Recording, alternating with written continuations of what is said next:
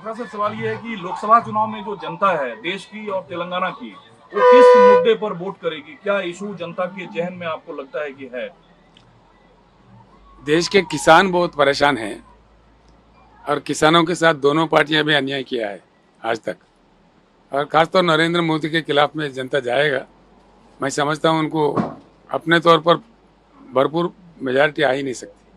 और जब कांग्रेस चुनाव लड़ रही थी विधानसभा, तो भ्रष्टाचार भ्रष्टाचार की बात काफी की। क्या तेलंगाना की जो कांग्रेस की सरकार है, वो आप मानते हैं कि भ्रष्टाचार मुक्त सरकार है और भ्रष्टाचार किए बिना सरकार 5 साल कार्यकाल पूरा करेगी? ऐसा है, पूरे देश जानता है कांग्रेस का भ्रष्टाचार कितना रहता है, कितने स्कैम्स हुए, सारा दुनिया जानता है। 2G स्पेक्ट्रम ये वो, इसीलिए उसका नाम स्कैमग्रेस किया गया है। वो पूरा जनता जानता है, देश जानता है। कांग्रेस भ्रष्टाचार के बारे में बात करना तो हंसी मजाक है। दूसरा सर, टीआरएस पार्टी थी, फिर आपने बीआरएस किया। इससे ये जाहिर हुआ कि तेलंगाना के अलावा इंडिया में, भारत में आप अपना पॉलिटिकल फुटप्रिंट बढ़ाना चाह रहे थे, काम करना चाह रहे थे। केंद्र में अगर किसी भी पार्टी को स्पष्ट मेजोरिटी नहीं मिलता है, तो केसीआर साहब किस गठबंधन के साथ जाना पसंद करेंगे? एनडीए गठबंधन के साथ या इंडिया अलायंस के साथ? इसमें आपने दो सवाल पूछा है।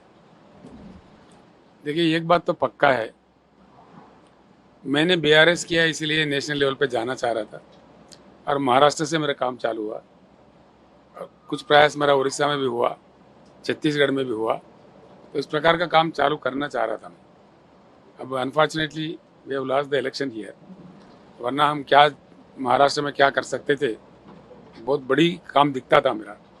आज भी मैं चाहता हूँ जो फोर्सेस है, जो पार्टीज है, उनको सिर्फ अपने राज्यों को सीमित रहना नहीं चाहिए।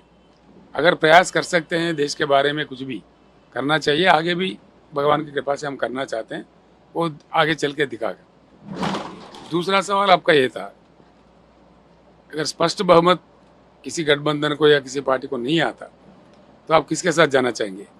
ये तो it is too early to say, अभी का अभी हम कुछ नहीं कह सकते, उस समय की बात होगी। एक बात तो तय है, मुझे जहाँ तक समाचार मिल रहा है, बिहार में, महाराष्ट्र में, कुछ अन्य बड़े बड़े जैसा कि वेस्ट बंगाल में कई जगह, और आम आदमी पार्टी को पंजाब में, दिल्ली में, कई जगह रीजनल पार्टीज की ताकत बढ़ रही है। दोनों पार्टी से जो बढ़ रहे हैं, रीजनल पार्टीज भी होंगे जो डिसाइड करने वाले, तय करने वाले रीजनल पार्टीज ही होंगे। ना बीजेपी होगा ना कांग्रेस होगा।